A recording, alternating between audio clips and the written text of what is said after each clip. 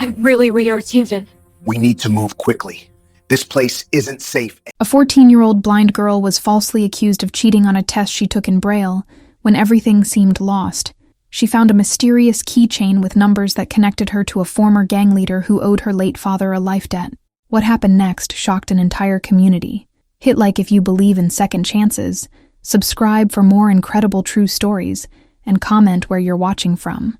The fluorescent lights hummed overhead as Marisol Vega sat in the principal's office, her fingers tracing the raised dots of her Braille test paper. The coordinator's voice cut through the sterile air like a blade. "This is identical to the leaked answer key, Miss Vega." Mr. Henderson's chair creaked as he leaned forward. "Every answer matches perfectly." Marisol's heart hammered against her ribs. The smell of disinfectant mixed with stale coffee made her stomach turn. "But I wrote it myself, every single answer, in Braille. That's what makes this so concerning." The principal's voice carried a note she'd never heard before, suspicion wrapped in false sympathy. The papers rustled as they were shuffled across the desk. Marisol heard the soft scratch of pen on paper, official stamps being pressed down with finality, her scholarship, her future, everything crumbling in the space between one breath and the next. Walking through the hallways afterward felt like navigating a minefield of whispers. Did you hear about the blind girl? How could she even cheat? The words followed her like shadows, each one a small knife to her dignity. At home in their small El Paso apartment, the familiar scent of Doña Camila's arroz con pollo should have been comforting. Instead, it felt like a last meal. Marisol pressed her back against the kitchen wall, feeling the rough texture of peeling paint under her palms. "Mija, what happened?" Her grandmother's voice trembled with worry. Before Marisol could answer, 3 sharp knocks echoed through their thin door. Heavy footsteps, official voices, men who spoke in clipped tones about benefit reviews and fraud investigations. "Mrs. Hernandez, we need to discuss your granddaughter's scholarship status and your housing assistance." The man's cologne was too strong, masking something colder underneath. Doña Camila's breathing grew shallow. "Gentlemen, please, there must be some mistake." "No mistake, just procedures." Papers were spread across their small dining table like evidence at a crime scene. "Miss Vega's test scores have raised red flags. We'll need to review all benefits pending investigation." Through the thin walls, Marisol could hear Mrs. Morales next door hushing her children. The Delgado family's television went silent. Even the building seemed to hold its breath. "My granddaughter is a good student," Doña Camila said, her accent thickening with stress. "She studies every night. She would never—" "Ma'am, identical test scores don't lie." The second man's voice was younger, but no less cold. "We'll be in touch about next steps." The door closed with a finality that echoed through the apartment. Marisol felt for the wall again, needing something solid to anchor herself to. In the hallway, she heard Mrs. Morales whisper to someone, "Those poor souls. What will they do now?" Doña Camila's hands shook as she reached for Marisol, pulling her close. The smell of her lavender soap mixed with the lingering scent of fear. "We'll figure this out, Mija, somehow." But Marisol had heard the tremor in her grandmother's voice, the way her words caught on unshed tears. She knew what this meant. Without the scholarship, without the housing assistance, they had nothing. No family to turn to, no savings to fall back on, no safety net except each other. The clock on the kitchen wall ticked steadily, marking the seconds of their new reality. Outside, El Paso continued its evening routine. Cars passing, neighbors calling to each other in Spanish and English, children playing soccer in the narrow street. Life moving forward while theirs had just stopped. Marisol pressed her fingers to her temples, trying to massage away the headache building behind her eyes. The injustice of it burned in her chest like swallowed fire. She'd worked so hard, sacrificed so much, dreamed so carefully. All of it destroyed by an accusation that made no sense. "Abuela," she whispered, "what are we going to do?" Doña Camila was quiet for a long moment, her hand stroking Marisol's hair with the tenderness of someone trying to hold broken pieces together. "I don't know, Mija, but we'll find a way. We always do." The words were meant to comfort, but they both knew the truth. This time was different. This time, there might be no way forward at all. The silence after the men left felt heavier than their presence. Marisol sat at the kitchen table, running her fingers along its scratched surface, each groove a familiar landmark in her tactile world. The distant hum of traffic and the neighbor's radio playing cumbia seemed muffled. As if the apartment itself was in shock, Her hands trembled as she opened the small drawer beside her chair, a nervous habit she'd developed over the years. Inside, among the scattered pencils and rubber bands, her fingers found the cold metal of a keychain, 3 numbers etched deep into its surface. 170803. 170803, she whispered, the numbers feeling like a prayer on her lips. Doña Camila moved around the kitchen with unusual hesitation, her slippers scuffing against the linoleum. The rice pot sat cooling on the stove, dinner forgotten in the aftermath of their visitors. The grandfather clock in the living room, a gift from Marisol's mother before she died, counted the seconds with mechanical persistence. A gentle knock interrupted the quiet. Mrs. Morales's voice filtered through the thin door. "Camila, I brought some pan dulce from the panaderia." Doña Camila opened the door to find their neighbor holding a paper bag, her dark eyes full of questions she was too polite to ask. "We heard voices earlier. Is everything all right?" "Come in, Lucia." Camilla's voice was barely above a whisper. As Mrs. Morales set the bag on the counter, her son Eddie peered around her. At 12, he had the street smarts of someone much older. "Señora Camila, there was a guy in a fancy suit hanging around our building yesterday. Miguel from downstairs saw him too. Said he was writing stuff down." Marisol's fingers tightened around the keychain. The metal had warmed under her touch, but the numbers remained cold and mysterious. "Misha," Doña Camila said softly, settling beside her granddaughter. "Maybe it's time I told you about that keychain." "Mrs. Morales," and Eddie exchanged glances but didn't leave. In their tight-knit building, crisis was a shared burden. "Your father," Camilla began, her voice catching. "He was a good man, but he made enemies sometimes. Not because he was bad, but because he stood up for people who couldn't stand up for themselves." Marisol had heard fragments of this story before, but never the complete truth. Her father had disappeared when she was 6, leaving behind only memories of gentle hands and the smell of motor oil from the garage where he worked. "There was a night," Camilla continued, "about 15 years ago. Your father was walking home from work when he heard someone crying for help. A young man was being beaten in an alley, 3 against 1. Your father could have kept walking, but..." She paused, touching the keychain in Marisol's hand. "He intervened, saved that boy's life. When it was over, the young man tried to give your father money, anything to repay the debt, but your father refused, so the boy gave him this keychain instead, said the number was his promise. If your father or his family ever needed help, truly needed it, this code would be honored." Eddie leaned closer, fascinated despite himself, like a secret superhero number. Doña Camila almost smiled. "Something like that. Your father said the boy was trying to turn his life around. Said he looked like someone carrying too much pain for his age." Marisol traced the numbers again. "Did you ever try calling it? We never needed to. Your father was proud. He thought we could handle anything ourselves." Camila's voice cracked. "But now," Mrs. Morales placed a gentle hand on Camilla's shoulder. "Maybe it's time to see if that promise still holds true." The apartment fell quiet, except for the rhythmic ticking of the clock. Marisol felt the weight of decision settling on her shoulders like a heavy blanket. 15 years was a long time. People changed, moved away, forgot promises made in moments of gratitude. But as she sat there, surrounded by the ruins of her carefully constructed future, the keychain felt less like a desperate gamble and more like the only lifeline they had left. The phone's metallic weight felt significant in Doña Camila's weathered hands. Evening light filtered through their small kitchen window, casting long shadows across the worn linoleum. The number on the keychain had been transferred to a piece of paper, the digits looking stark and final in Camilla's careful handwriting. "What if he doesn't remember?" Marisol asked, her voice barely audible over the distant sound of children playing soccer in the courtyard below. "Then we'll find another way."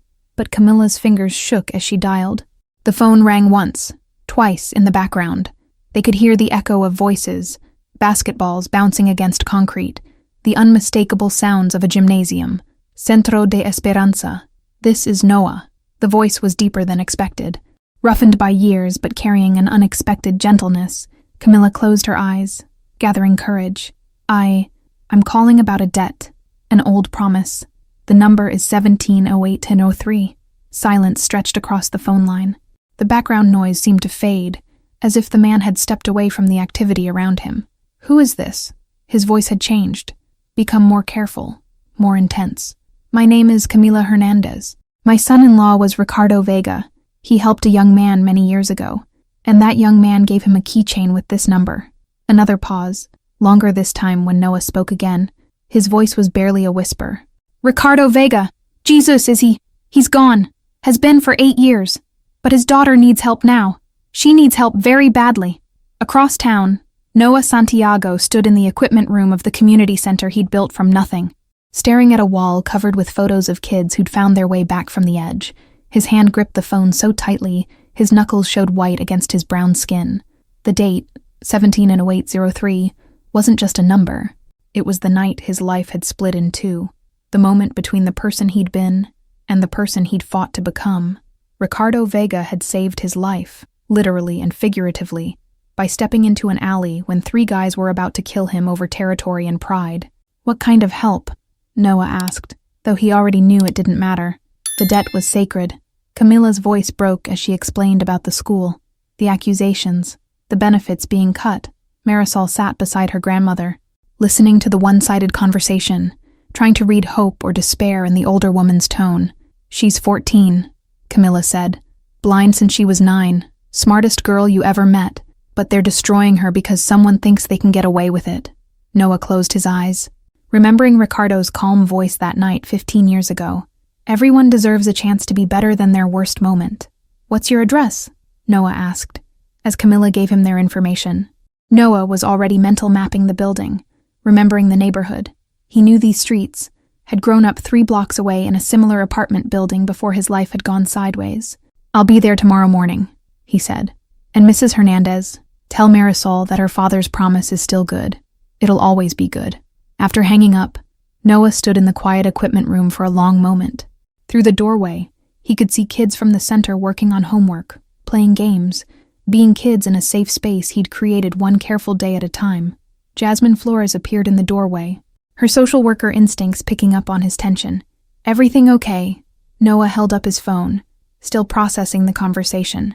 You remember when I used to tell you about the man who saved my life, the one who refused any kind of payment? Of course, you said he changed everything for you. His granddaughter just called. Noah's voice was quiet, weighted with the gravity of old debts and new obligations. Someone's trying to destroy her. A 14-year-old blind girl who lost her parents and has nothing left but her grandmother and her dreams. Jasmine stepped closer, recognizing the look in his eyes.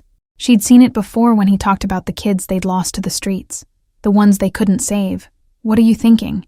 I'm thinking, Noah said, looking back at the photos on the wall, that it's time to pay forward what can never be paid back. The morning sun cast sharp shadows through the courtyard as Noah's 10-year-old Honda Civic pulled into the narrow parking space between 2 paint-chipped cars. Marisol heard the engine shut off from her spot by the living room window, the sound cutting through the ambient noise of the waking neighborhood. They're here, she whispered to Doña Camila, who was nervously adjusting the fresh flowers on their small kitchen table for the 3rd time. Noah stepped out of the car, followed by 3 others. Even from the 3rd floor, Mrs. Morales could see them clearly from her window perch. A tall Latino man with graying temples and careful posture. A petite woman with short black hair carrying a leather portfolio. A stocky man with calloused hands who looked like he'd spent years working with tools. And a younger black man whose eyes constantly scanned their surroundings with the awareness of someone who'd learned to watch for trouble. Mira, Mrs. Morales called to her neighbor. They look like people who mean business. Noah paused at the building's entrance, reading the faded numbers above the door, remembering other buildings like this one from his youth. The smell of cooking beans and fresh tortillas drifted from someone's open window. A child's bicycle lay on its side near the entrance, training wheels still attached.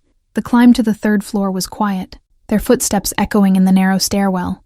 When Noah knocked on apartment 3B, the sound was gentle but firm, the knock of someone who understood that violence had too often announced itself in places like this. Doña Camila opened the door, her weathered hands smoothing her best dress. Behind her, Marisol stood near the kitchen table, one hand resting on the back of a chair, the other clutching the keychain that had brought them all together. Mrs. Hernandez, Noah said softly, removing an old baseball cap. I'm Noah Santiago. The moment hung between them like a bridge across 15 years of silence. Camilla studied his face, seeing echoes of the broken young man her son-in-law had described, but also seeing the careful strength of someone who'd rebuilt himself piece by piece. Please, she said, stepping aside. Come in. The apartment was small but immaculate. every surface clean, every possession carefully maintained. Family photos covered one wall, including several of a man Noah recognized as Ricardo Vega, older than he'd been that night in the alley, smiling as he held a younger Marisol on his shoulders. "This is Jasmine Flores, our social worker," Noah said, gesturing to the woman with the portfolio. "Miguel Aranda, he teaches part-time and helps with research, and Troy Bennett, who handles our security and community outreach." Each of them nodded respectfully, understanding without being told that this small apartment held dreams that had been carefully tended and recently shattered. Marisol stepped forward, guided by the sound of Noah's voice. "You knew my father." Noah knelt slightly, bringing himself to her eye level even though she couldn't see him. "He saved my life, not just from what was happening that night, but from what I was becoming. Everything good I've done since then started with his choice to help a stranger." Marisol's fingers worked the keychain, feeling the familiar indentations. "He told my grandmother you were trying to change." "I was. But I didn't know how until he showed me that people could choose kindness even when it was dangerous." Noah's voice carried the weight of years spent proving himself worthy of that kindness. "Now tell me what's happening to you." As Doña Camila recounted the school meeting, the accusations, the threats to their benefits, Noah felt the familiar burn of injustice in his chest, but this time it was tempered by experience, by years of learning to channel anger into strategy. Jasmine took careful notes while Miguel and Troy exchanged glances that spoke of shared experience with institutional harassment. When Camila finished, the apartment fell quiet except for the distant sound of children playing in the courtyard. "We'll need to see all the paperwork," Noah said. "School records, benefit documents, anything they gave you or asked you to sign." "You believe us?" Marisol asked, her voice small. Noah reached out slowly, waiting for her permission before touching her hand. "Marisol, your father believed in second chances when I needed one most. Now it's my turn to believe in first chances. Your chance to get the education you deserve and the justice your family needs." Through the thin walls, they could hear Mrs. Morales moving around her kitchen, probably preparing coffee to offer the visitors. The building's rhythm continued around them, life going on while they planned to fight back against the forces trying to erase a 14-year-old girl's future. The Jefferson Middle School hallway smelled of industrial cleaner and decades of adolescent dreams. Noah walked beside Jasmine, their footsteps echoing off the polished linoleum as they navigated toward the main office. Miguel had stayed behind with his laptop at the community center, diving deep into public records, while Troy kept watch over Marisol and her grandmother. "This place brings back memories," Jasmine murmured, adjusting the strap of her leather portfolio. She'd graduated from a school just like this one 20 years ago, when social workers were still rare visitors and complaints were often ignored. The main office buzzed with the controlled chaos of morning announcements and late students checking in. Behind the counter, a harried secretary juggled phone calls while a guidance counselor shuffled through file folders with the practiced indifference of someone who'd seen too many cases. "We're here about Marisol Vega's test scores," Jasmine said to the secretary, producing her credentials with the quiet authority that came with years of advocating for overlooked children. Vice Principal Halpern appeared from a side office as if summoned by the mention of Marisol's name. He was a thin man in his 50s, with wire-rimmed glasses that he constantly adjusted, a nervous habit that had grown more pronounced since the investigation began. "I'm not sure what more we can tell you," Halpern said, his voice carefully modulated. "The test results speak for themselves." Noah remained silent, letting Jasmine take the lead. He'd learned that his presence could sometimes complicate these conversations. Former gang members, even reformed ones, made administrators uncomfortable. "Actually, they don't," Jasmine replied smoothly. "The test was administered in Braille, which means any cheating would require access to a Braille answer key. I'd like to know who had that access." Halpern's Adam's apple bobbed as he swallowed hard. "The special education department handles all accommodated testing. Very secure procedures." "I'm sure they are." "Could we speak with the proctor who administered Marisol's test?" "She's not available today." In the corner of the office, Mr. Reyes, the music teacher, looked up from his stack of sheet music. He'd been listening to the conversation with growing discomfort. "Mrs. Chen proctored that test," he said quietly. "She called in sick right after the scores came back." Halpern shot him a warning look. But the damage was done. Jasmine made a note in her file while Noah filed away the information for later. "We'd also like to review the school's policies on academic fraud investigations," Jasmine continued, "particularly regarding students with disabilities. I'll need to check with the superintendent about releasing those documents. As they left the main office, Mr. Reyes caught up with them in the hallway. He was a man in his 40s with gentle eyes and paint-stained fingers from his second job as a muralist in the community. "Marisol is one of my best students," he said quietly, glancing around to make sure they weren't overheard. "She stays after school twice a week to practice piano, never misses a session, never complains about anything. The idea that she'd cheat," he shook his head. "It's impossible." "Has anyone else raised concerns about the testing procedures?" Noah asked. Mr. Reyes hesitated. "There was a parent meeting last month. Mrs. Delgado was upset because her son's grade suddenly dropped right before he was supposed to qualify for the high school honors program. Same thing happened to the Martinez boy and a couple of other kids from the neighborhood." Jasmine and Noah exchanged glances. A pattern was emerging. "The cleaning lady, Rosa, mentioned something strange too," Mr. Reyes continued, lowering his voice further. "She said boxes of old tests and answer keys went missing from the secure storage room about 6 weeks ago. When she reported it, she was told not to worry about it." They walked toward the exit in thoughtful silence, passing bulletin boards covered with college recruitment flyers and motivational posters that proclaimed every student succeeds in English and Spanish. Outside, the desert sun beat down on the cracked parking lot. Noah pulled out his phone to call Miguel while Jasmine organized her notes. "We need to dig into the other families Mr. Reyes mentioned," Noah said, "and we need to find Mrs. Chen." "Already on it," Jasmine replied. "But Noah, this feels bigger than just academic fraud.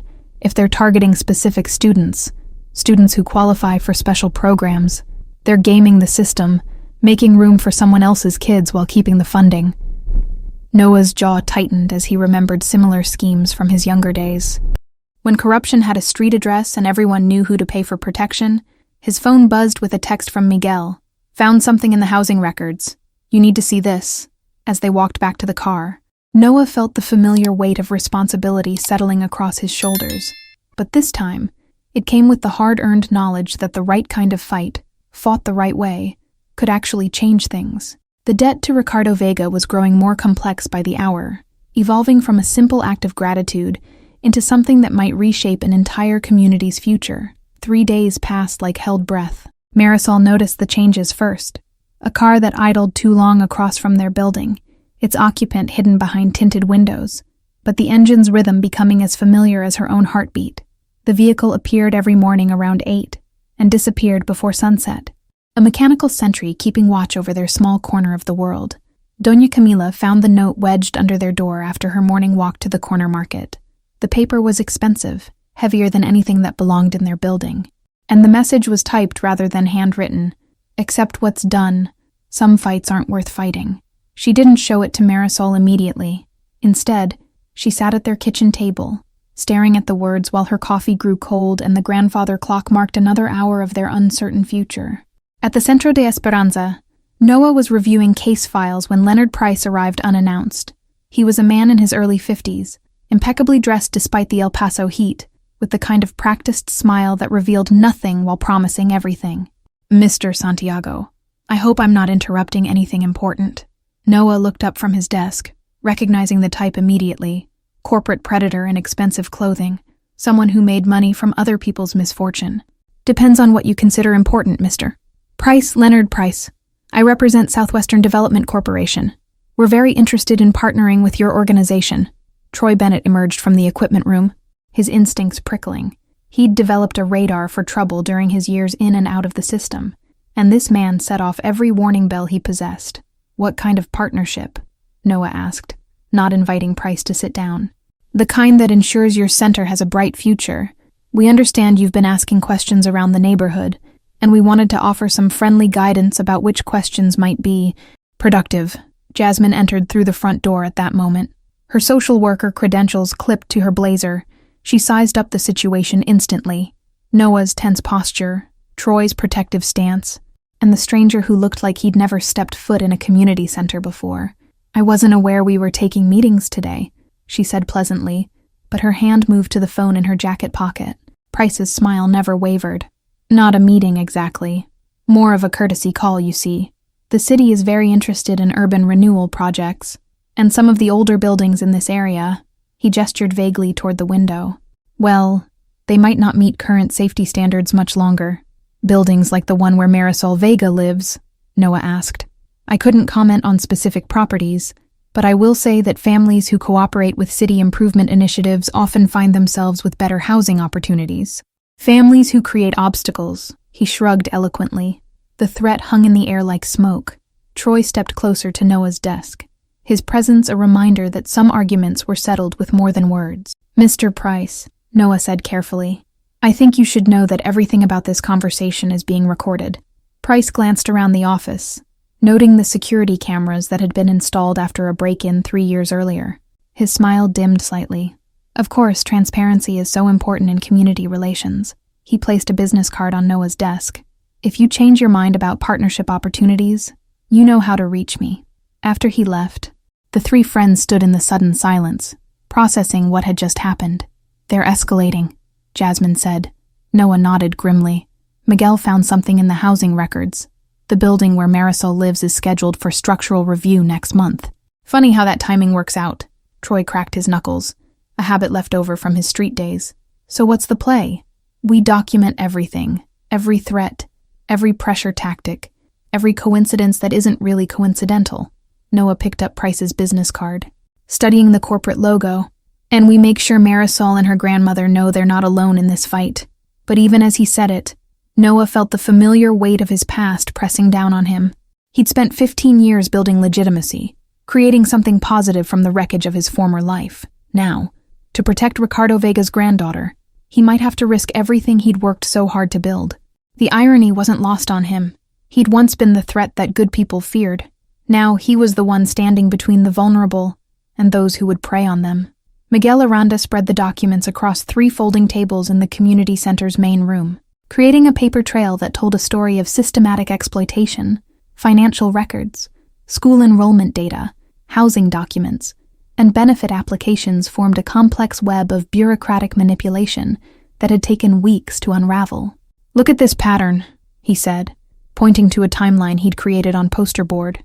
Over the past 18 months, 12 families in a 6-block radius have had their children's academic standing questioned, their benefits reviewed, and their housing situations investigated.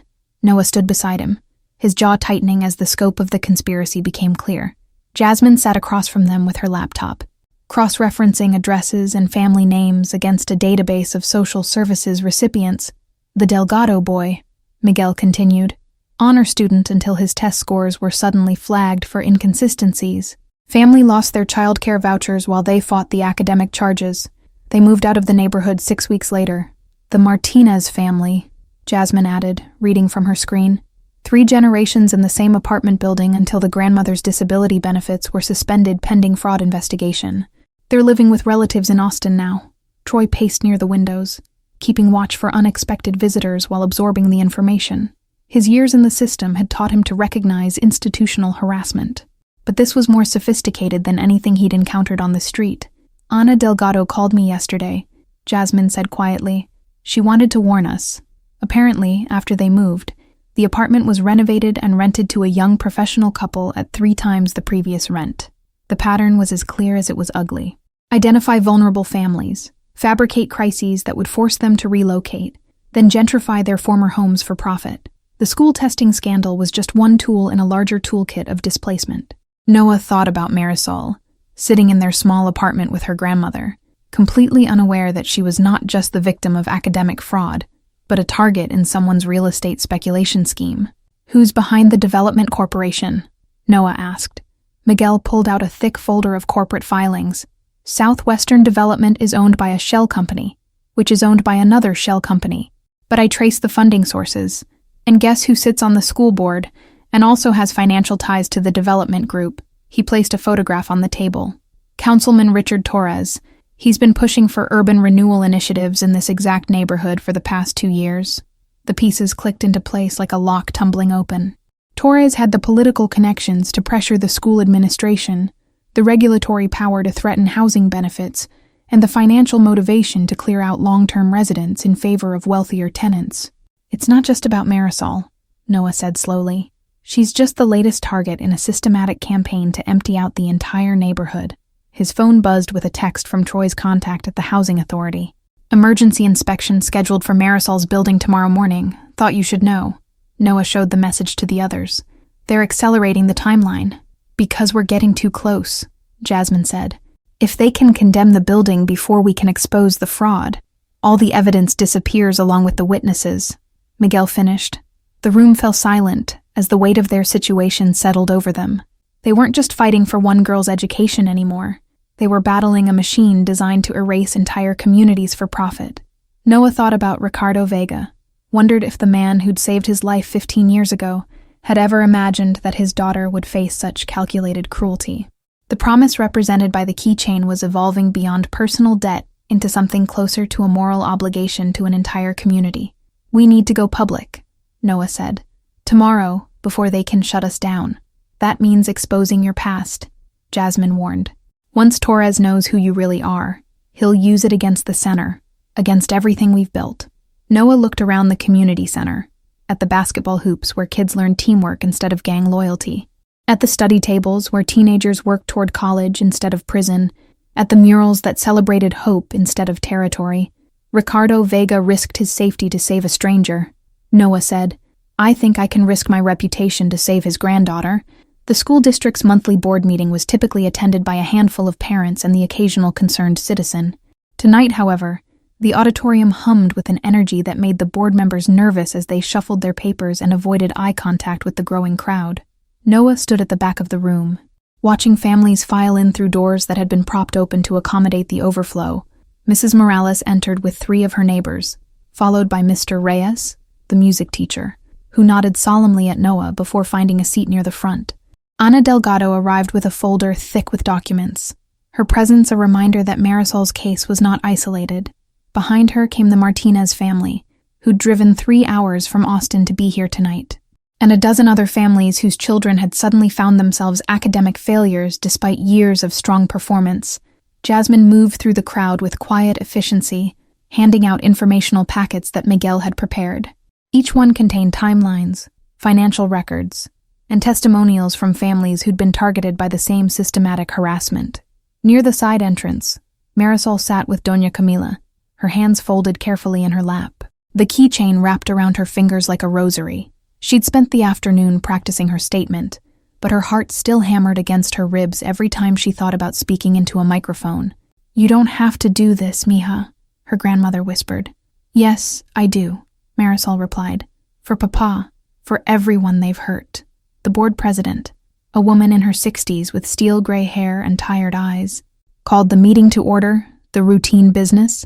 Budget reports, policy reviews, facilities updates, droned on while the audience waited with growing impatience. Finally, public comment was opened. The first speaker was a concerned parent asking about lunch program funding. The second was a teacher requesting supplies for the art department, standard fare for a school board meeting. Then Noah stood up. My name is Noah Santiago, he said, his voice carrying clearly through the auditorium. I run the Centro de Esperanza Community Center, and I'm here tonight to talk about a debt of honor and a young girl's stolen future. Murmurs rippled through the crowd. Board members leaned forward, recognizing that something different was happening. 15 years ago, I was a gang member, Noah continued, the words carrying the weight of years spent rebuilding his life. I was angry, violent, and headed toward an early grave. But one night, a man named Ricardo Vega saved my life, and in doing so, he changed everything I thought I knew about who I could become. Councilman Torres, sitting in the front row, shifted uncomfortably. He'd done his research on Noah Santiago, but he hadn't expected the man to volunteer his criminal history. Ricardo Vega died 8 years ago, Noah said. But his daughter Marisol is here tonight. She's 14 years old. She's been blind since she was 9. And she's one of the smartest, most dedicated students I've ever met. She's also been accused of academic fraud by people who should be protecting her education. Not destroying it, Noah stepped aside as Marisol made her way to the microphone. Guided by Jasmine's gentle hand, the auditorium fell completely silent as she adjusted the microphone stand with practiced ease. My name is Marisol Vega, she began, her voice clear despite her nervousness. I want to tell you what it feels like to have your dreams taken away by people who think you don't matter enough to fight back. Her words painted a picture of daily humiliation, whispered accusations in hallways, teachers who avoided eye contact, the crushing weight of false charges that no one seemed interested in investigating properly. As she spoke, Miguel began projecting documents onto the large screen behind the board table. Financial records showing suspicious fund transfers, housing documents revealing coordinated evictions, academic records demonstrating an impossible pattern of sudden failure among students from the same neighborhood. "This isn't just about cheating on tests," Marisol said, her voice growing stronger. "This is about people who think they can erase us from our own community." When she finished, the applause started slowly from the back of the room and built into a thunderous ovation that lasted nearly 2 minutes. Board members exchanged worried glances while Torres typed furiously on his phone. The questions from the audience came fast and pointed. Other families shared their stories. Teachers confirmed suspicions they'd harbored for months. Even Rosa, the cleaning lady, stood up to testify about missing documents and suspicious late-night meetings in the administrative offices. By the time the meeting adjourned, past midnight, the board had committed to a full investigation.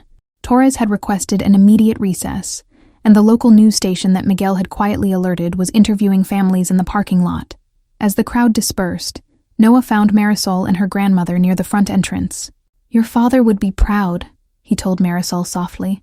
"You honored his memory tonight." She smiled, the expression transforming her face with hope. "This is just the beginning, isn't it?" Noah looked around at the families still gathered in small groups, making plans and sharing contact information. "Yes, mija.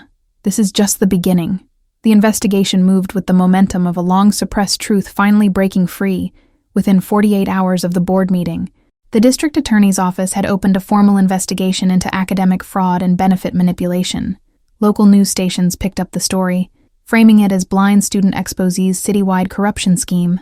Noah sat in his office at the community center, fielding phone calls from reporters, attorneys, and community organizations offering support.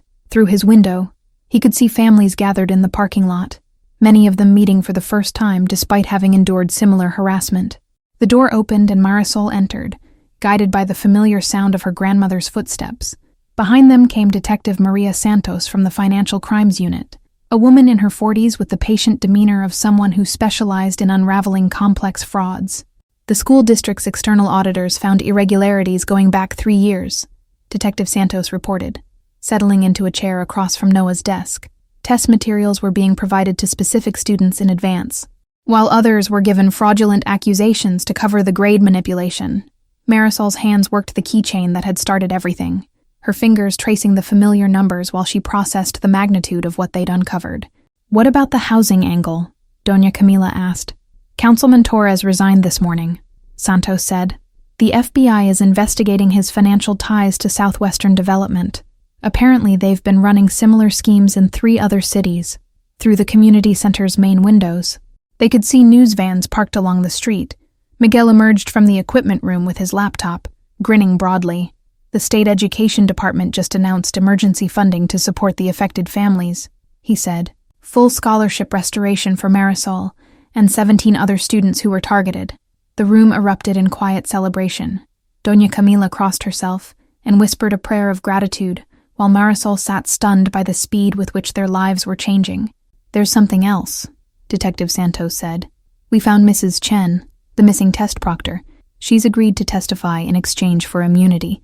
Apparently she was forced to participate after her own family was threatened with deportation proceedings." Noah felt the weight of old anger in his chest, but it was tempered now by the knowledge that justice could work when enough people demanded it. He thought about Ricardo Vega, wondered if the man who'd saved a street kid 15 years ago had ever imagined that his simple act of kindness would eventually protect an entire community. "What happens now?" Marisol asked. "Now you go back to school," Santos said. "With a clean record and a full scholarship, the district is also implementing new oversight procedures to prevent this from happening again." As the detective gathered her papers and prepared to leave, she paused at the door. "Mr. Santiago, I want you to know that your testimony was crucial to breaking this case open. Your willingness to be public about your past gave other witnesses the courage to come forward." After she left, the office fell into comfortable silence. Outside, children were arriving for the after-school program, their voices mixing English and Spanish as they called to friends and raced toward the basketball courts. "I need to ask you something," Marisol said suddenly. "The night my father helped you, were you scared?" Noah considered the question carefully. "Terrified, not just of getting beaten, but of what my life had become. I was 17 years old and already certain I was going to die young and angry. What changed? Your father looked at me afterward and said, "Everyone deserves a chance to be better than their worst moment." Until that night, no one had ever suggested I could be anything other than what I was. Marisol nodded slowly, understanding passing between them like a shared secret. He saved both of us, didn't he? You that night? And me through you. Maybe, Noah said. Or maybe you saved yourself by being brave enough to call that number. Doña Camila stood and embraced Noah, the gesture carrying years of gratitude and the promise of continued family. "Mijo," she said, "you'll always have a place at our table." As the afternoon sun slanted through the windows, Noah felt something he hadn't experienced since that night in the alley 15 years ago. The profound satisfaction of a debt not just paid, but transformed into something larger and more meaningful than its origin. 6 months later, the Centro de Esperanza had expanded into the building next door. The new space housed a music therapy program for visually impaired students, complete with Braille sheet music and adaptive instruments donated by musicians across Texas who'd heard Marisol's story. Noah stood in the doorway between the old center and the new addition, watching Marisol guide a group of younger children through their first piano lesson. Her teaching style was patient and intuitive, using touch and sound to create understanding in ways that sighted instructors often couldn't achieve. "She's a natural," said Dr. Patricia Williams, the music therapist who'd volunteered to help design the program. "The kids respond to her differently because she understands their world from the inside." The walls of the music room were decorated with photos from the past months, Marisol receiving her restored scholarship at a school board ceremony, families celebrating the conviction of Torres and his co-conspirators, and groundbreaking for new affordable housing units built with federal oversight to prevent future displacement schemes. In the corner, mounted in a simple frame, hung the keychain that had connected past and present. The numbers 170803 were barely visible now, worn smooth by years of handling, but their significance had grown beyond the original promise. "Mr. Noah," called Carlos, a 10-year-old who'd been struggling with anger issues when he first arrived at the center. "Marisol says you knew her dad. Was he really a hero?" Noah knelt down to Carlos's eye level, the same way he'd once knelt for Marisol. He was the kind of hero who didn't wear a cape or carry a sword. He just decided that helping someone else was more important than staying safe, like what you did for Marisol, like what we all did for each other. Noah corrected gently. Heroes aren't just one person being brave. Sometimes they're whole communities deciding to stand together. Through the window, he could see families arriving for the evening ESL classes that Jasmine now coordinated. Mrs. Morales was teaching a cooking class for teenagers in the community kitchen they'd installed last month. Troy was in the parking lot, showing a group of fathers how to change brake pads as part of the automotive skills program. Doña Camila appeared in the doorway, carrying a pot of fresh coffee and wearing the satisfied smile of someone who'd watched her granddaughter bloom beyond all expectation. "Mijo," she said to Noah, "Marisol wants to show you something." He followed her to the piano where Marisol was finishing the lesson with her young students. As the children scattered toward their parents, Marisol remained at the keyboard, her fingers finding familiar keys. "I've been working on something," she said. "A composition for my father." The melody that emerged was complex, yet accessible, weaving traditional Mexican folk themes with contemporary harmonies. It spoke of loss and recovery, of promises kept across generations, of communities that refused to be erased. As she played, the room filled with people drawn by the music. Families paused in the hallway. Teenagers looked up from their homework, and even the staff from the neighboring businesses stepped outside to listen. When the piece concluded, the silence was respectful and full. Noah found himself thinking about Ricardo Vega, wondering if the man could have imagined that saving one angry teenager would eventually create ripples of protection and opportunity that touched hundreds of lives. "What will you call it, Dr. Williams asked. Marisol smiled, her hands still resting on the keys. "Código de honor. Code of honor." The applause was warm and sustained, filling the space with appreciation, not just for the music, but for everything it represented. As the crowd gradually dispersed back to their activities, Noah approached the piano. "Your father's debt is paid, isn't it?" Marisol asked quietly. "I think it transformed into something else," Noah replied. "Something that doesn't end with payment, but continues with responsibility." She nodded, understanding the difference. "Will you help me teach the other kids about music, but also about standing up for each other, as long as you'll have me?"